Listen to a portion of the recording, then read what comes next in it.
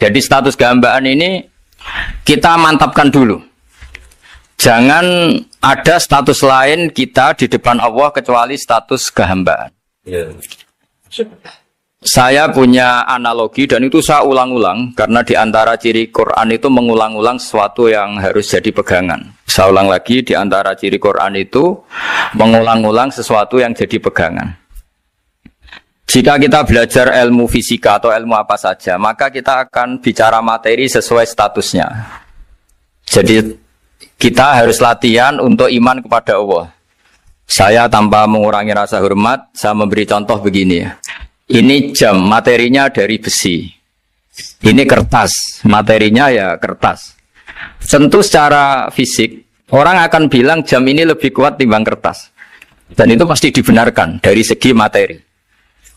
Tapi kalau Anda beragama dan Anda tahu bahwa pengendali alam raya ini Allah Ta'ala, maka kamu akan bilang, terserah Gus Baha gitu.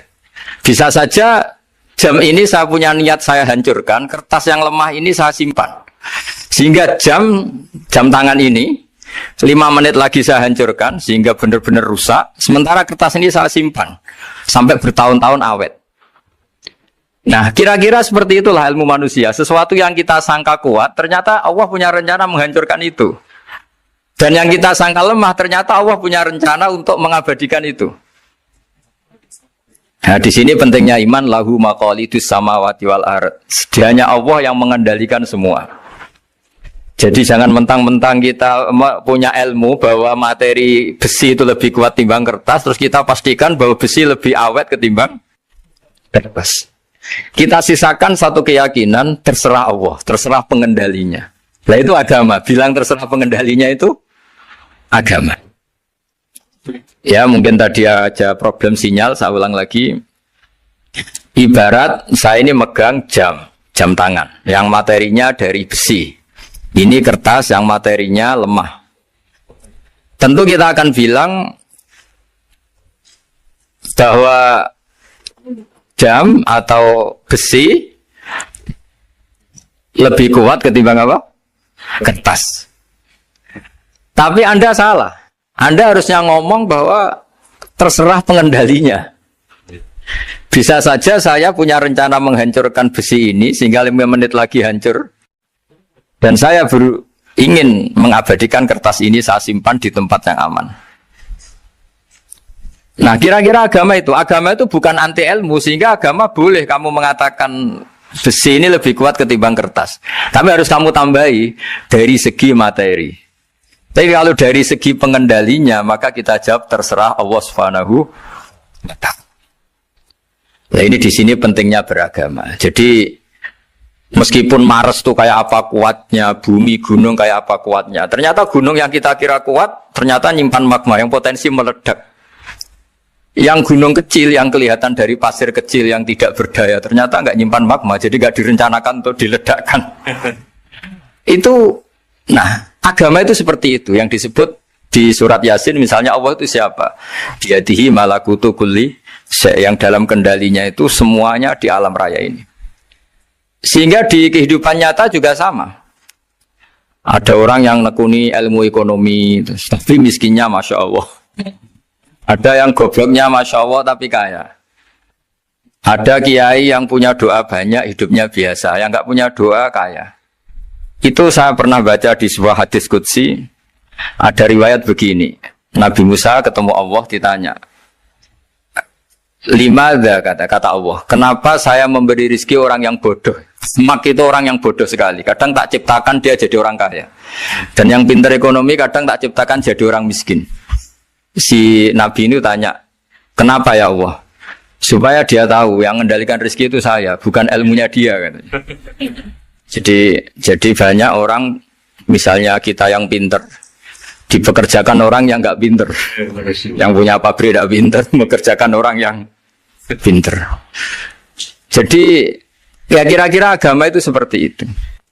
Sehingga dalam kita beragama itu yang paling ditekankan itu tawadhu. Tawadhu itu merasa sopan atau memang sopan betul. Kalau dalam Ihya disebut sekiranya Anda tidak bisa tawadhu secara rasa, tawadhulah secara ilmu. Saya ulang lagi ya, sekiranya Anda tidak bisa tawaduk secara rasa, tawaduklah secara apa? Ilmu. Karena ilmu itu akan abadi. Saya beri contoh begini, saya ini kan misalnya kiai di kampung saya atau di kecamatan saya. Saya mungkin bisa merasa hebat karena saya tokoh di sini. Tapi pastikan sebelum ada saya yang bernama Baha ini, agama sudah jalan. Dan di daerah lain yang nggak kenal saya juga agama sudah jalan. Betapa tidak pentingnya saya di kawasan-kawasan yang nggak butuh saya atau di era yang sebelum ada saya. Nah dengan ilmu seperti itu orang pasti tawaduk karena dia tahu daerah yang nggak ada saya ternyata ya ada masjid, ada agama. Periode yang sebelum ada saya juga agama jalan. Sehingga kita tidak kumo luhur, wah kalau nggak ada saya agama nggak jalan. Zaman Wali Songo tidak ada saya agama ya jalan. Ekonomi juga gitu. Kalau Anda pakar ekonomi yang mensejahterakan rakyat, cara tawaduk itu kalau nggak bisa dengan rasa, dengan ilmu. Sebelum ada kamu banyak orang kaya, banyak orang yang nggak kenal kamu juga kaya. Banyak periode yang saat itu udah ada Anda juga kaya. Berarti Anda ini tidak siapa-siapa. Makanya saya pernah didatangin seorang profesor, ini kisah nyata. Gus, sebetulnya saya dengan bapak saya itu pinter mana? Bapak saya itu tidak tamat SD, tapi saya bisa profesor. Saya ini profesor, anak saya naik kelas saja sudah senangnya bukan main. Setidaknya ini orang bodoh bisa menciptakan orang pinter, yang orang pinter kesulitan menciptakan orang pinter lagi. Nah, kalau kita tidak bisa tawaduk secara rasa, tawaduklah secara ilmu. Ikhlas juga gitu, saya sering ngajarkan ikhlas di beberapa kesempatan ngaji. Kalau Anda tidak bisa ikhlas secara rasa, ikhlaslah secara ilmu, pasti bisa, bukan mungkin bisa, pasti bisa. Secara ilmu. Makanya di Quran disebut fa'lam annahu la ilaha illallah. Ilmu, fa'lam itu dari kata ilmu. Saya beri contoh, saya mulai kecil sampai sekarang saya sekitar umur 50 tahun. Mulai kecil sampai sekarang itu ya bilang kalau kertas ini putih. Itu ya ada yang gaji, ada yang bayar, tapi saya selalu bilang kertas ini putih. Yang hitam ya saya katakan hitam, yang merah saya katakan merah. Kenapa? Karena itu fakta. Saya ulang lagi, karena itu fakta. Sehingga saya untuk mengatakan putih tidak perlu ada yang bayar. Sehingga ketika kita latihan sholat, latihan ibadah, dan mengakui Allah itu sebagai Tuhan kita akan malu. Loh, faktanya Allah itu kan Tuhan. Mau mengatakan fakta kok minta upah ini gimana? Kita mengatakan Allah Tuhan itu sama dengan mengatakan kertas ini putih. Sama-sama itu fakta. Sama seperti saya mengatakan Pak Jokowi itu presiden kami. Itu kan fakta. Masa nunggu kalau dikasih BLT katakan presiden, kalau enggak ya enggak. Itu kan ribet jadi. Pak Manut misalnya rektor UGM. Mbok saya enggak digaji di sana atau enggak kerja di sana bilang kalau beliau itu rektor. Pak Ganjar gubernur Jawa Tengah. Mbok saya dikenal apa enggak ya beliau tetap gubernur. Lama sekali kita mengatakan fakta itu ikhlas. Ikhlas itu artinya enggak minta apa-apa. Karena kita ingin ngomong sesuai fakta. Nah Allah Tuhan itu fakta gitu. Nah kenapa untuk mengatakan Allah Tuhan nunggu? Dah, saya ini Tuhan kamu. Ya nunggu dulu Gusti, kalau engkau masukkan kami ke surga, engkau Tuhan. Kalau enggak ya enggak jadi. Tidak bisa seperti itu. Ya Allah tetap Tuhan. Nah, kalau Anda tidak bisa ikhlas secara rasa, ikhlaslah secara ilmu. Ilmu ya tadi kita akan selalu bilang yang putih, putih, yang hitam, hitam. Makanya ini pentingnya ilmu. Tawaduk juga gitu. Kalau Anda ditakdir orang yang GR, yang gede rumongso, ditakdir orang yang kumo luhur, secara rasa bisa dilawan secara ilmu. Ada periode di mana sebelum ada kita yang kaya ya banyak, yang dapat hidayat ya banyak, yang terpelajar ya banyak. Ada daerah yang nggak kenal kita, nyatanya pendidikan di situ jalan, sistem sosial baik. Betapa tidak pentingnya kita. Nah ini nanti memaksa kita atau melatih kita untuk tawaduk. Nah dari hikmah ilmu itu kemudian kita minta maaf sama orang lain itu mudah. Karena kita sadar bahwa adanya kita ini problem. Saya sering digojlok orang-orang kaya. Orang-orang kaya itu ya kadang agak kurang ajar tapi nggak bisa dibantah. Begini, pernah tanya saya gini, Gus, saya ini punya mobil mahal, harganya 2 miliar. Kayaknya yang berak pakai jalan raya saya kan. Bisa, bayarnya pajak saya mahal. Sehingga kayaknya paling pantas saya. Yang naik ontel itu kan nggak bayar pajak. Harusnya nggak boleh pakai jalan gitu sih. Terus saya bilang, mbah-mbahnya yang naik ontel itu pejuang, bapak kamu enggak. Kamu enggak warisnya. Artinya ada teori dalam kitab hikam itu kitab tasawuf dalam pesantren. Itu kebaikan saja di soal. Misalnya begini, kita ini bangga sebagai urip yang tertib, hidup yang tertib di kantor, di tempat-tempat pekerjaan. Tapi kalau itu semua terjadi, kalau ada kecelakaan di jalan itu nggak ada yang nolong langsung. SAR paling efektif, tim penolong paling efektif itu ya orang-orang nganggur itu. Orang-orang yang di jalan-jalan di perapatan itu kalau ada kecelakaan langsung nolong. Itu nanti ambulan itu yang kedua, ketiga, yang nolong pertama ya orang-orang yang nganggur-nganggur di jalan itu. Ada orang tersesat nolong. Maka ketika seorang sahabat tanya, ya Rasulullah, kalau engkau melarang kita jagongan di jalan itu kita tidak bisa. Tapi kata Nabi, ya silahkan saja, tapi adu haqqat thoriq, kamu di jalan itu datangkan. Apa itu? Ya kamu bisa amar ma'ruf nahi mungkar. Coba kalau di terminal, di tempat publik banyak orang yang soleh, itu nanti copet ya sungkan. Yang mau jambret ya sungkan, karena yang di situ orang-orang soleh. Nanti yang nggak sholat juga sungkan, karena yang di situ banyak yang sholat. Jadi kenyamanan orang pergi jauh di tempat-tempat sepi itu ya barokahnya orang-orang nganggur terus ngaji, wah nengkono masih rame, ada orang yang di perapatan, di pertigaan. Bayangkan kalau ini orang-orang soleh, pasti itu nyaman. Karena wilayah publik dihuni orang-orang yang soleh. Tapi orang pasti bilang itu nggak tertib. Kita inginnya hidup ya tertib di kantor atau yang suka di masjid, di masjid. Tapi kalau itu terjadi, itu nggak ada tim SAR gratis yang setiap saat kalau ada orang kecelakaan nolong. Makanya dalam makalah hikam itu paling masyhur diantaranya itu, manusia itu siapa? Manusia itu mangkanat mahasinuhu masawiyah, fakih falatakun masawihi masawiyah. Manusia itu orang yang saat baik saja ada salahnya, apalagi masalah. Jadi kalau kamu punya toko, lagi laris, dan saat laris itu Anda ngerumat keluarga Anda melakukan kebaikan pada keluarga Anda. Pasti ada toko lain yang termahjubkan, yang tersingkirkan. Makanya saya pernah diskusi sama kiai besar, guyonan sama saya. Kita kalau kiai besar sebaiknya kalau diundang di musola kecil datang apa enggak? Kata kiai yang satu, jangan datang Gus, itu jatahnya kiai kecil. Terus kata yang satu, datang Gus sebagai bukti tawaduk bahwa kita kiai besar pun mau diundang yang kecil. Akhirnya kita ini ya kadang datang kadang enggak, karena kadang kita enggak datang supaya jatah rezeki kiai kecil enggak terambil. Kadang ya mau datang supaya dikira tawaduk. Makanya kalau seorang profesor sering turba di bawah itu ya kasihan yang S1, SPDI itu kan nanti gak jadi bintang kalau profesornya sering turun. Kalah terus itu loh. Jadi kadang-kadang itu orang itu harus berpikir secara ilmu, jangan rasa terus. Jadi itu ilmu. Jadi semua yang kebaikan yang kita lakukan itu secara ilmiah bisa diperdebatkan. Ada orang senang ngomong serius supaya bangsa ini maju. Tapi bapak saya itu pesan saya, kamu kalau ngiyai itu jangan sering ngomong serius kan. Masyarakat sudah capek, mikir utang, mikir keluarga. Begitu sowan kiai dijak ngomong serius lagi, nanti capek kan. Sehingga kiai dulu itu kalau ketemu orang ya guyon terus. Karena tahu masyarakat sudah capek. Sudah banyak yang takut tanggal kredit gitu. Sudah takut tanggal kredit, takut problem sowan kiai diancam neraka lagi. Itu kan ketakutan berkali-kali. Jadi makanya ini kan kebaikan itu dievaluasi karena kita tidak nabi, tidak wali. Jadi kalau kata hikam itu apa yang Anda kira baik itu ada masalah, apalagi sedang masalah. Saya sering cerita ada orang suami istri harmonis sekali. Itu tanyakan ibunya, pasti mulai gak peduli dengan ibunya karena terlalu harmonis dengan istri. Itu pasti bukan mungkin lagi. Jadi jangan tanya istrinya, tanya ibunya. Oh jok nikah lupa saya. Ngalor ngidul sama istrinya. Tanyakan temannya, wah itu jok nikah lupa temennya. Tapi yang baik sama teman, tanyakan istrinya, jatah belanja untuk ngopi. Begitu terus itu. Jadi siklus sosial itu. Nah di sini pentingnya saling minta maaf karena dalam kebaikan kita pasti ada kesalahan. Ketika karir kita baik di pemerintahan maupun di kampus, pasti dengan sendirinya ada yang agak tersingkirkan. Meskipun itu sudah hukum alam.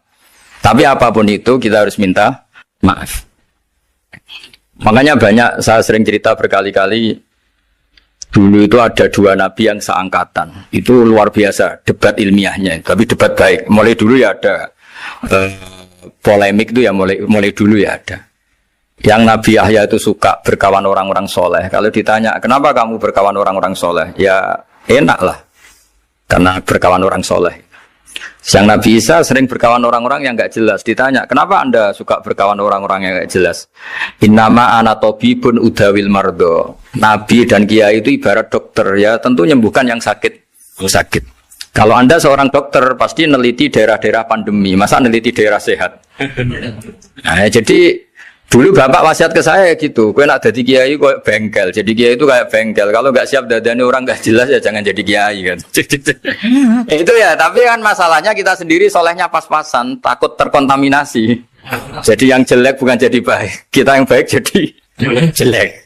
Nah itu kan mulai dulu ya polemik sejauh mana kita punya kekuatan untuk tidak terpengaruh yang negatif. Yang negatif terpengaruh kita menjadi positif. Jadi ini cerita-cerita sawalan bahwa dalam kebaikan kita itu ada kesalahan. Maka kita tetap istighfar, tetap saling minta maaf. Dulu bapak saya kalau diceritain ada seorang kiai sampai sepuh jadi imam masjid, istiqomah sekali. Dulu bapak saya itu guyu. Ya istiqomah, tapi wong liya terus iso dadi kader. Jadi calon-calon kiai ini sudah putus asa karena nggak pernah punya kesempatan jadi imam. Jadi di balik istiqomah itu ya ada memahjubkan orang lain. Makanya alhamdulillah di Indonesia itu ada pegawai pensiun. Kalau enggak habis itu. Karena yang anyar-anyar itu mesti ini kurang pengalaman, ini kurang senior. Tapi baru kan ada pensiun kan gantian. Masalahnya di dunia kiai itu udah ada pensiun. Tambah sepuh tambah mantap, tambah sepuh tambah mantap. Nah itu sebaiknya ya mulai mundur-mundur sedikit dari imam masjid itu. Ya nyari-nyari yang lain lah supaya ada kaderisasi, ada. Jadi intinya itu di balik kebaikan yang kita lakukan pun itu ada masalah sehingga kita butuh istighfar. Di sini pentingnya dawuhnya para wali-wali, dulu ada istilah wastighfaruna yahtaju ilal istighfar. Ketika kita minta maaf, sebetulnya minta maaf sendiri itu butuh minta maaf lagi. Minta maaf lagi itu butuh minta maaf lagi. Misalnya saya dengan Mas Hilmi ini akrab, pernah pakai uangnya misalnya. Itu kadang kita bayar itu malah tersinggung, kok kayak orang lain saja bayar. Minta maaf juga gitu, kalau kamu punya teman akrab terus minta maaf resmi itu tersinggung, kayak wong liya ae jaluk sepuro. Jadi kadang jaluk sepuro itu malah masalah. Itu kan sama, kamu punya teman akrab terus kalau mau main assalamualaikum, saged masuk napa boten, angsal boten. Boleh enggak main, itu mesti teman kamu tersinggung, kok kayak orang lain saja. Artinya ketika Anda merasa benar karena protokoler ketika masuk ke teman, ternyata itu salah. Teman kamu maunya enggak protokoler karena sudah akrab. Tapi ketika kita merasa akrab, ternyata selonang-selonang dianggap problem, kita tidak pernah tahu. Nah di sini kata ulama-ulama, minta ampun itu kebutuhan manusia. Karena dalam kebaikan kita pasti ada kesalahan.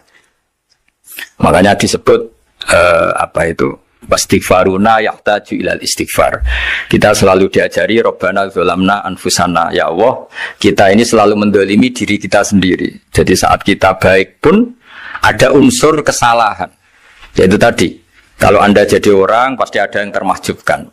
Kalau Anda kiai besar atau profesor atau pejabat turun ke bawah, ya kalau gubernur turun terus ya bupati gak jadi bintang. Kalau saya kiai besar misalnya turun terus ya kiai kampung itu ya kasihan. Saya pernah diundang Manakipan tidak datang itu kiai kecil bilang matur nuwun Gus gak teko. Aduh iwake gak untuk saya katanya. Barokahnya saya ada. Itu lucu ya, matur nuwun betul. Matur nuwun Gus jenengan gak dugi jadi. Akhirnya jatah besarnya untuk saya. Nah, tapi yang punya rumah komplain. Gus udah ngeratau teko PP aku wong cilik. Nah ini saya harus mendahulukan versi Sohibul Bait yang punya rumah apa versi Kiai yang termahjubkan. Artinya pilihan apapun saya harus istighfar karena ada saja unsur salahnya. Ya makanya ini kan, makanya ya saya minta UGM juga saya sering undang saya terus, nanti dikira karena kampus besar Gus Bak mau juga keliru lagi. Kalau 1-2 kali mungkin boleh, kalau keseringan ya nggak boleh, nanti itu dikira saya maunya hanya sama kampus besar, padahal saya sama RT ya sering datang juga. Nah ini yang terakhir saya bacakan teks otoritatif sebagaimana janji saya. Kata Rasulullah SAW di sebuah hadis, ini terakhir nanti supaya nggak lama-lama saya juga punya wadhifah.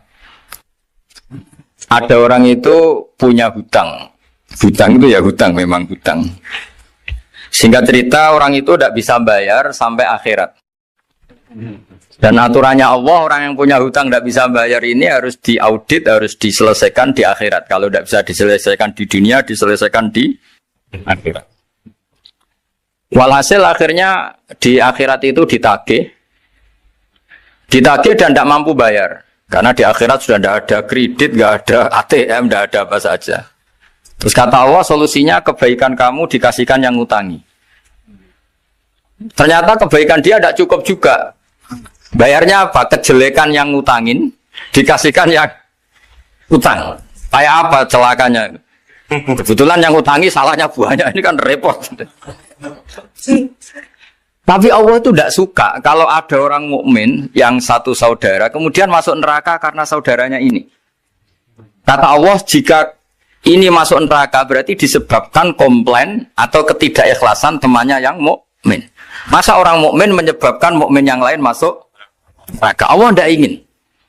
Makanya diantara nikmatnya beragama itu ukhuwah, persaudaraan. Baik persaudaraan atas nama iman atau atas nama kebangsaan atau atas nama kemanusiaan. Akhirnya si yang ngutangi ini tadi, jangan dibahasakan kreditur, nanti kita kayak bank, yang ngutangin lah nanti. Ya bahasa gampangnya yang ngutangin, karena tidak semua orang ngutangnya sama bank.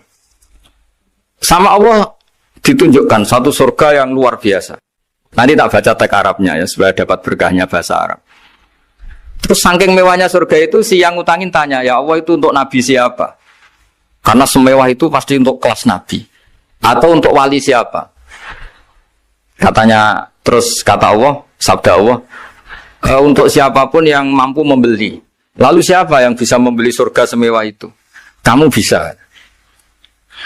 Terus, dengan apa ya Allah? Kamu mengampuni teman kamu itu. Kamu bebaskan dari utangnya. Nanti tak kasih surga itu.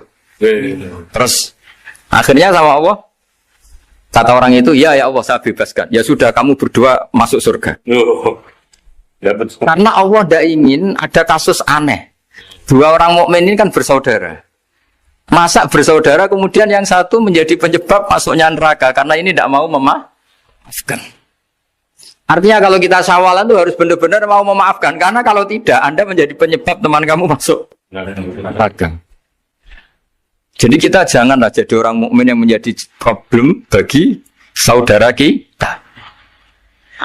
Jadi makanya saya itu berharap ada wali utang saya terus tidak bisa bayar, karena ini masih dibela-belain Allah ini. Karena Allah nggak ikhlas kalau ada walinya masuk neraka. Jadi kalau ada wali utang kamu, itu utangin saja, doain nggak bisa nyaur, no? Nggak bisa bayar. Nanti ini akan dibela-belain Allah di akhirat. Karena wali ini nggak pantas masuk neraka. Ya, jadi kalau ada wali utang kamu mau bayar, sudah Anda tidak usah bayar, nanti di akhirat saja. Lah yang ribet kalau yang kamu utangin dia ahli neraka, kamu nagihnya disuruh masuk neraka. Nah, itu ribet itu. Sudah utang dia ahli neraka. Ya tak baca teksnya supaya ini ada di kitab Ihya halaman 197 juz 2. Status hadisnya waqala shahihul isnad, kata Imam Hakim, hadis ini shahihul isnad.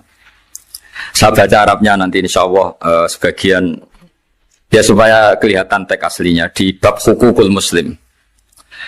Bainama Rasulullah sallallahu alaihi wasallam jalisun izdhika hatta badat sanayahu. Nabi ketika santai-santai duduk tahu-tahu tertawa sampai gigi depannya itu kelihatan. Jadi tertawa sangat sampai gigi depannya kelihatan. Yang notabene beliau sering hanya senyum, kali ini tertawa betul sampai gigi depannya kelihatan. Faqala Umaru radhiyallahu anhu, ya Rasulullah bi abi anta wa ummi mal ladzi adhakaka. Apa yang bikin kau sampai tertawa seperti itu? Qala rajulani min ummati jasaya baina yaday rabbil izzah. Dua lelaki dari umatku sama-sama sungkeman nuntut keadilan di depan Allah. Jasaya itu sungkem, duduk bersimpuh itu kalau dalam bahasa Arab itu apa? Namanya jasiyah. Faqala ahaduhuma ya rabbi khudli madlamati min hadza. Faqala wa rudda ala akhika madlamata. Qala ya rabbi lam yabqali min hasanati syai'un. Faqala wa ta'ala li talib kaifa tasna'u bi akhika wa lam yabqa lahu min hasanati syai'un. Faqala ya rabbi falyahmil anni min auzari. Kalau kebaikannya dia tidak cukup, ya salah saya supaya dilimpahkan ke dia. Terus summa fadat aina Rasulillah sallallahu alaihi wasallam bil buka. Nabi di tengah-tengah cerita itu nangis. Senangis-nangisnya karena habis seneng lalu nangis karena ini kan kebaikannya sudah dikasihkan habis cukup enggak cukup. Akhirnya kejelekan yang ngutangin ini diberikan. Makanya kalau kamu ingin masuk surga, utangi orang-orang soleh sebanyak-banyaknya. Dan doain nggak bisa apa? Nyaur. Tapi tak jamin orang soleh itu nggak suka utang. Karena hidupnya sederhana ini. Kayaknya saya tidak akan utang Mas Ilmi itu. Karena orang soleh itu hidupnya sederhana, pasti tidak butuh. Kalaupun utang paling ya untuk makan kan gampang nyaurnya apa?